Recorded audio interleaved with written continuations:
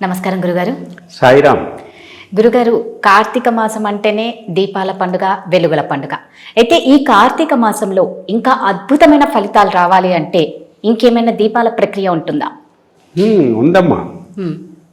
చాలా మంది కార్తీక మాసం అనగానే కార్తీక దీపం వరకే ఆలోచిస్తారు. అది కాదు. మనం ఇదివరకు చెప్పినట్టు కార్తీక మాసం అంటేనే it is a green atmosphere. కార్తీక మాసంలో చూడండి, జలపుష్టి ఎక్కువ ఉంటుంది.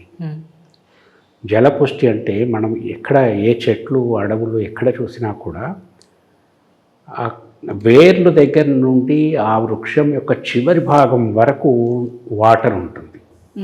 వాటర్ని తీసుకుంటుంది కదా చెట్టు, దానికి సరిపడా నీళ్ళు అందుతాయి. ఎండ కూడా బాగానే ఉంటుంది, చలి వేడి రెండు ఉంటాయి. ఈ అట్మాస్ఫియర్స్లో ఈ చెట్లన్నీ కూడా పూర్తి సజీవంగా, పూర్తి నీటితో నిండి అద్భుతమైన శక్తితో ఉంటాయి. అప్పుడు మనము ఆ చెట్లని ఆశ్రయించటం వలన వచ్చే ఫలితాలు అద్భుతంగా ఉంటాయి. ఆ ప్రసన్నంగా ఉండే చెట్లు ఇచ్చే ఆశీర్వాదాలు అన్నమాట. అవి చేసే కోఆపరేషన్. అంటే ప్రతి చెట్టుకు ఉండేటటువంటి శక్తి అంతా ఇంత కదా, అది మాటల్లో చెప్పలేము మనం. అది అనుభవంలో వచ్చిన వాళ్ళకి మాత్రమే తెలుస్తుంది. మన ఇంట్లోనే ఎన్నో చెట్లు ఉంటాయి, వాటిని ఏం పెద్దగా పట్టించుకోం మనం.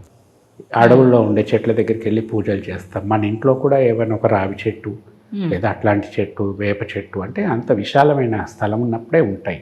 ఏ చెట్టు ఉన్నా సరే, మొక్క ఉన్నా సరే, వాటికి ఉండే అద్భుతమైన శక్తులు ఉంటాయి. వాటిని ఆశ్రయిస్తే వచ్చేటటువంటి అద్భుతమైన ఫలితాలు చాలామందికి తెలియదు. ఇంట్లో ఉండే చెట్లతో కూడా మాట్లాడవచ్చు, పూజలు చేయవచ్చు. అయితే కార్తీక మాసంలో ఉసిరి చెట్టుకు విశేషమైన ప్రాధాన్యత ఉంటుంది. ఉసిరి చెట్టు అంటే నారాయణ వృక్షం. అశ్వత్థ వృక్షం అన్నా నారాయణ వృక్షమే. రాహుకేతులకు సంబంధించినటువంటి ఈ చెట్లు ఉంటాయి, బ్రహ్మజముడు ఇవి. అవి కూడా రాహుకేతువులు కూడా నారాయణ స్వరూపాల కిందే లెక్క. అట్లాగే ఉసిరి చెట్టు కూడా నారాయణ స్వరూపమే. మళ్ళీ వేప చెట్టు అమ్మవారి స్వరూపం. ఇట్లా ప్రతి చెట్టుకి కూడా ఒక మన త్రిమూర్తులు ఉన్నారు కదా. ఒకరు సృష్టించేవాళ్ళు, ఒకరు పాలించేవాళ్ళు, ఒకరు అంతమొందించేవాళ్ళు. ఈ మూడు గుణాలని అన్ని చెట్లలో కొన్నిటికి ఒక్కొక్క గుణాన్ని ఆపాదించి పెట్టారు. కానీ ప్రతి వృక్షము అమృత సమానం, అమృతాన్ని ఇచ్చేవి. చెట్లలో విషపు చెట్లు కూడా ఉంటాయి. విషము కూడా అమృతమే. అది కొన్ని మందులకు పనికి వస్తుంది. దాన్ని తెలిసిన వాళ్ళు దాన్ని కావాల్సిన పద్ధతిలో ఉపయోగించుకుంటారు. అట్లా ప్రతిదీ గొప్పదే. అయితే ఇటువంటి మనకి అందుబాటులో ఉండే వృక్షాలు కొన్ని ఉంటాయి, మనకు అందుబాటులో లేని మహత్తరమైన వృక్షాలు కూడా కొన్ని ఉంటాయి. మనకు అందుబాటులో ఉండవు, అవి ఎక్కడో అడవుల్లో ఎక్కడో పెరుగుతూ ఉంటాయి. వాటి విషయం కూడా మనకు తెలియదు. మనకు అందుబాటులో ఉండే వల్ల ఎప్పుడు రావి చెట్టు, ఉసిరి చెట్టు, వేప చెట్టు, ఇవి ఎక్కువగా చెప్పుకుంటాం మనం.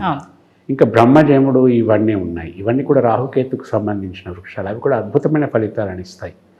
అయితే ఏదేమైనప్పటికీ ఈ కార్తీక మాసము వృక్ష సంపద మనకు ఇవ్వగలిగే శక్తులని సునాయాసంగా ప్రసాదించేటటువంటి సమయం. దీన్ని మనం ఏ విధంగా ఉపయోగించుకోవాలో ఆ విధంగా ఉపయోగించుకోవాలి. ఇప్పుడు మానవాళికి ఉండే సమస్యలు ఏంటి? సాధారణంగా ఆర్థిక సమస్యలు, ఆరోగ్య సమస్యలు, ఇంకా లేకపోతే ఇంకా రకరకాల కొన్ని చిన్న సమస్యలు ఉంటాయి. అన్నిటికంటే కూడా ఆరోగ్యం ప్రధానం. సో కొంతమందికి వాళ్ళకి ఆ సమస్యలు ఉన్నా కూడా అసలు సమస్య లేనట్టే బిహేవ్ చేస్తుంటారు. అంటే వాళ్ళు పెద్దగా పట్టించుకోరు, రేపు ఏమైపోతుందన్న చింత కూడా ఉండదు. కొంతమంది చిన్న సమస్య అయినా కూడా విపరీతంగా బాధపడిపోతుంటారు. ఏమైపోతాయి వీడే వాళ్ళకి ఇది చిన్న సమస్య అన్నా కూడా పట్టించుకోరు. కొంతమంది కొన్ని సమస్యలకు అలవాటు పడిపోతారు వాళ్ళు. అది సమస్య అన్న విషయం కూడా పెద్దగా పట్టించుకోరు. కొంతమంది రాబోయే సమస్యల గురించి విపరీతంగా భయపడిపోతూ ఉంటారు. ఇట్లా రకరకాలు ఉంటారు. చాలా వరకు ఏమిటంటే నా సమస్య ఇది అని తెలిసిన వాళ్ళు కొద్దిమందే ఉంటారు. నాకు ఈ సమస్య ఉంది అని తెలియని వాళ్ళు చాలామంది ఉంటారు. అది ఎప్పుడో తెలుస్తుంది వాళ్ళకి, కానీ అంతలోపల చాలా డ్యామేజెస్ జరిగిపోతూ ఉంటాయి. ఇక్కడ ఈ వృక్షాలలో పూజించడం వల్ల వచ్చే, ఒక దేవుడి దగ్గరికి వెళ్ళి ఒక వరం కావాలని కోరుకుంటాం, ఆ దేవుడు ఇచ్చినా ఇవ్వకపోయినా కూడా మనం కోరుకున్నాం, మన పని అయిపోయింది, ఇస్తాడులే అనుకుంటాం. ఇక్కడ వృక్షాలలో ఏమిటంటే ఆశ్రయం పొందితే నువ్వు సజీవం, వృక్షం సజీవం. ఒక విగ్రహం సజీవంగా నీకు కనపడకపోవచ్చు, అందులో ఉండే మహత్వం అందులో ఉంటుంది. నువ్వు ఎట్లానైతే గాలి తీసుకొని ఉచ్ఛ్వాస నిశ్వాసాలు నీకు ఉన్నాయో అలాగే వృక్షాల్లో కూడా ఉచ్ఛ్వాస నిశ్వాసాలు ఉన్నాయి. ఇదొక ప్రాణం. అది ఇట్ విల్ స్కాన్ యూ. ఎప్పుడైతే ఆశ్రయం పొందావో మనస్ఫూర్తిగా, ఆ వృక్షపు నీడలో కూడా ఒక ప్రత్యేకత ఉంటుంది. మొత్తం నిన్ను స్కాన్ చేస్తాయి, బాడీ, మైండ్, ఎవ్రీథింగ్. అసలు నీకు ఏ సమస్య ఉందో నువ్వు చెప్పే అవసరం లేదు. It will scan you. అయితే దాన్ని ప్రసన్నం చేసుకోవాలా ముందు. ఊరికైనా పోయి కూర్చుంటే కదా. ఏదో విరాగులు కొంతమంది ఉంటారు, వైరాగ్యంతో ఉన్నవాళ్ళు, వాళ్ళ పద్ధతి వేరు. ఈ సంసారుల పద్ధతి అట్లా కాదు. You have to do something. నువ్వేం చేయగలుగుతావు? ఆ చెట్టుకు కొంచెం నీళ్లు పోయగలుగుతావు, ఏదైనా ఆహారాన్ని సమర్పించి హారతితో దండం పెట్టుకోగలుగుతావు, ఆ చెట్టుకి ఓ కంచె వేసి భద్రత కల్పించగలవు. ఇవి నువ్వు చేయగలిగే పనులు. అంతకంటే ఏం చేస్తావు నువ్వు? సో నువ్వు చేయగలిగిన వాటిలో ఏదో ఒకటి ఆ చెట్టు కోసం చెయ్యి. అప్పటికప్పుడు కంచె తీసుకొచ్చి వేయలేవు, కావాలంటే అప్పటికప్పుడు కొన్ని నీళ్లు తీసుకొచ్చి పోయగలుగుతావు. నువ్వు గృహస్థుగా నువ్వు వంట చేసుకొని తింటావు కదా, సో ఆ వంట నువ్వు తినేదేదో ఆ చెట్టుకు పెట్టు. అది ఎనఫ్. లేకపోతే కొంచెం నీళ్లు పోయి, అది కూడా సరిపోతుంది. అయితే ఈ ఉత్సవానికి సంబంధించిన, ఈ వేడుకకు సంబంధించిన ఒక కాంబినేషన్ దానికి జత చేయాలి. నువ్వు నీళ్లు పోసినా సరే, నువ్వు ఆహారం అక్కడ పెట్టినా సరే, ఇది దీపాలు వెలిగించుకునే ఉత్సవానికి సంబంధించిన విషయం కాబట్టి ఈ సమయం దీపాలకు సంబంధించిన, అక్కడ ఒక దీపం వెలిగించు. మామూలుగా వెలిగించే దీపాల కంటే ఒక ప్రతిఫలాపేక్ష నీకు ఉన్నప్పుడు నువ్వు సమర్పించే విధానం డిఫరెంట్గా ఉంటుంది. కొంచెం చిత్తం పెట్టు, కొంచెం కాన్సన్ట్రేట్ చేయి. దీపం పెట్టడంలో ఒక ప్రత్యేకత ఉంటుంది. దీపారాధనలు అన్నీ ఒకే రకంగా ఉండవు. దీపం పెట్టేటప్పుడు కార్తీక దీపం పెట్టే పద్ధతి వేరు. ఎక్కడైనా దీపం పెట్టినప్పుడు నేలపైన పెట్టకూడదు, అది ఒక నియమం. దీపం ప్రమిద కూడా నేల మీద పెట్టకూడదు, అదొక నియమం. దానికి ఒక ఆసనం కావాలి. ఇప్పుడు అట్లా ప్రత్యేకంగా ఇక్కడ ఏదైనా వృక్షం దగ్గరికి వెళ్ళినప్పుడు, ఏ చెట్టైనా కానివ్వండి, కానీ అక్కడ దీపం పెట్టేటప్పుడు నీ శ్రద్ధను చూపెట్టు. ఇప్పుడు నేను చెప్పిన పద్ధతిలో అక్కడ మీరు దీపారాధన చేయండి, దీనివల్ల మంచి ఫలితం ఉంటుంది.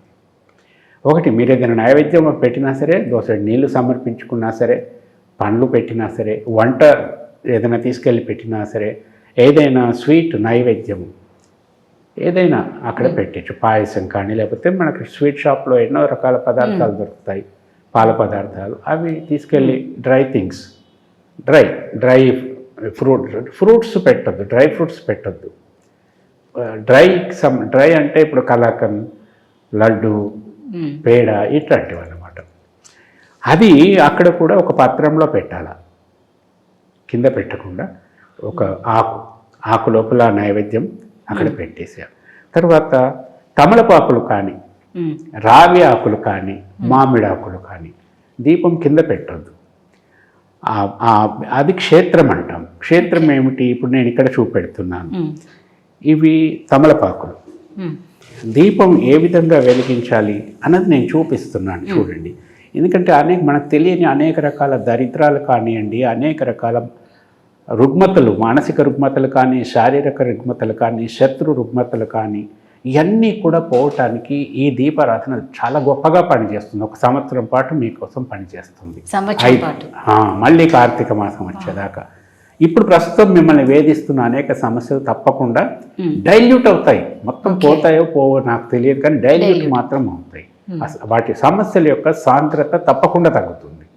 ఇప్పుడు చూడండి, దీపం ఏ చెట్టు అయినా సరే, మీరు వేప చెట్టు కానీ, రావి చెట్టు కానీ, జమ్మి చెట్టు కానివ్వండి, ఉసిరి చెట్టు కానీ, ఏదైనా ఒక చెట్టు దగ్గర మీరు ఈ విధంగా, లేకపోతే తులసి, మన ఇంట్లో ఉండే తులసి దగ్గర, కేవలం కార్తీక పౌర్ణమి నాడే ఇది చేయమని చెప్పటం లేదు నేను. కార్తీక మాసంలో ఎప్పుడు చేసినా పర్వాలేదు. కార్తీక మాసం నాడు, కార్తీక పౌర్ణమి నాడు మాత్రమే చేయమని చెప్పటం లేదు. మనకి ఇంకా 20 రోజులు సమయం ఉంది కార్తీక మాసం అంతా. ఎప్పుడన్నా మీరు చేయండి. రాత్రిపూట చేస్తే దీపాలకు సంబంధించింది చాలా మంచిది. ఉదయం చేస్తే మనకి సూర్యోదయానికంటే ముందు చేయాలి. సాయంత్రం చేస్తే సూర్యాస్తమైన తర్వాత చేయాలి. పట్టపగలు వెళ్ళి దీపారాధన కరెక్ట్ కాదు, చాలా మంది చేస్తారు. అట్లా కాదు, పొద్దున చేయాలి సూర్యోదయానికంటే ముందు, లేదా సూర్యోదయం అయిన తర్వాత 1 hour లోపు.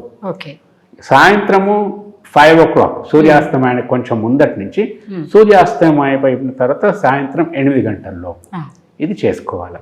ఇది చూడండి, వీటిని ఇప్పుడు కింద పెట్టకుండా దీపము, ఈ తమలపాకులు ఉన్నాయి, ఇప్పుడు ఇది క్షేత్రం. రావి ఆకులు ఇది ఒక క్షేత్రము, మామిడాకులు ఇది ఒక క్షేత్రము. ఈ మూడిట్లో ఏదో ఒక క్షేత్రాన్ని మనం తీసుకోవాలి. అంటే మనం ఎక్కడైతే దీపం పెట్టదలుచుకున్నామో అక్కడ ముందు తమలపాకులు పెట్టాం. మనం తూర్పు కానీ పడమర కానీ ఫేస్ చేసి కూర్చోవాలి. ఈ కొసలు మన వైపు ఉండాలి, తొడుమెలు మనకి ఆపోజిట్లో ఉంటాయి. ఇట్లా మీరు ఇక్కడైనా ఇట్లాగైనా చేయవచ్చు, ఇట్లాగైనా చేయవచ్చు. ఇట్లా 3 చేయమంటారు. మూడిట్లో ఏదో ఒక పద్ధతి. రావి ఆకులు మీకు అవైలబుల్ ఉంటే రావి ఆకులు కూడా 2 ఇట్లా పెట్టుకోవాలా. ఈ కొసలు మీ వైపు ఉండాలి, తొడుమెలు మీకు ఆపోజిట్. మామిడాకులు దొరికితే మామిడాకులు కూడా అంతే, 2 పెట్టుకోవాలా. ఈ కొసలు మన వైపు, తొడిమెల ఆపోజిట్లో ఉంటాయి. అంటే ఆపోజిట్ వైపు వృక్షం ఉంటుంది, ఇటు పక్కన మనం ఉంటాం. పెట్టేసి వీటన్నింటినీ ఇప్పుడు క్షేత్రం అంటాం. దీపం మనం భూమి పైన పెడతాం, వీటిపైన పెడతాం. వీటిపైన కూడా స్ట్రైట్ గా కాకుండా కొన్ని బియ్యం వేయాలి. బియ్యం ఎందుకు వేస్తామంటే ఈ బియ్యం ఏదైతే వేస్తామో వీటిని ఆసనాలు అంటారు. ఇది క్షేత్రము, ఇది ఆసనం. ఈ ఆసనం మీద మీరు ఉసిరి, ఆసనం మీద ఉసిరి పెడుతున్నాం. ఇదైనా సరే సరిగ్గా కూర్చునేటట్టు పెట్టండి. తర్వాత ఈ ఉసిరి మీద మనము పువ్వత్తి అంటారు. పువ్వత్తి, నూనెలో ముంచినటువంటి పువ్వత్తి పెడతారు. ఇది పద్ధతి. కింద పెట్టడం లేదు. ఈ పత్రం ఆసనం, ఈ పత్రము క్షేత్రం, బియ్యము అక్షింతలు ఇది ఆసనం. తర్వాత తులసి, ఉసిరి పైన పువ్వత్తి. ఈ పువ్వత్తిని మీరు చక్కగా వెలిగించవచ్చు. మామిడి ఆకులకు కూడా అట్లాగే వీటిపైన మనం కొంచెం హారతి కర్పూరం పౌడర్ ఇట్లా రుద్దాల. రుద్ది అప్పుడు దాన్ని అగరవత్తి వెలిగించి అగరవత్తితో ఇది వెలిగించాలి. లేదా పక్కన వేరే దీపం ఉంటే దీపము నుండి దీపము వెలిగించవచ్చు. అట్లా వెలిగించి పెట్టాలి. అగ్గిపెట్టతో మాత్రం వెలిగించొద్దు, అగ్గిపుల్లతో వెలిగించకూడదు, క్యాండిల్తో వెలిగించకూడదు. అగరవత్తులు అంటే అగరవత్తులు వెలిగించి అగరవత్తులతో ఇవి వెలిగించటము, లేదా అక్కడ పక్కన దీపం ఉంటే దీపంతో వీటిని వెలిగించటం. ఇది యాక్చువల్గా పద్ధతి. ఇట్లా మీరు దీపారాధన చేసి చూడండి. ఏదైనా వృక్షం ముందు కాసేపు కూర్చోవాలి. ఎప్పుడైనా దీపం పెట్టినప్పుడు మనం క్షేత్రాలలో చూస్తాము, వరుసగా కొన్ని 100 దీపాలు పెట్టేసి వెళ్ళిపోతుంటారు. అట్లా కూడదు. పట్టపగట్టు దీపాలు కూడా పెట్టకూడదు. సో క్షేత్రాలకు వెళ్ళినప్పుడు సమయం ఉండదు. సమయాభావం చేత ఇంకెక్కడికో వెళ్ళాల్సి ఉంటుంది. గబగబా వెళ్తారు, దైవ దర్శనం చేసుకుంటారు, బయటికి వస్తారు, అక్కడెక్కడ అన్నీ అమ్ముతుంటారు 24 గంటలు పెట్టేసి వెళ్తూ ఉంటారు. అది పద్ధతి కాదు. కానీ ఇంకా గత్యంతరం లేనప్పుడు అదే చేసుకుంటారు. అందుకే క్షేత్రాలలో నియమాలు తక్కువ. క్షేత్రాలలో అందుకే నియమాలు చాలా తక్కువ ఉంటాయి. క్షేత్రమే అక్కడ ముఖ్యమైనది. ఈ విధంగా మీరు కార్తీక మాసంలో ఎప్పుడైనా సరే ఈ విధంగా ఉసిరి దీపము వెలిగించండి. మళ్ళీ కార్తీక మాసం వచ్చే వరకు కూడా మీకు ఎన్నో సమస్యలు డైల్యూట్ అయిపోతూ ఉంటాయి.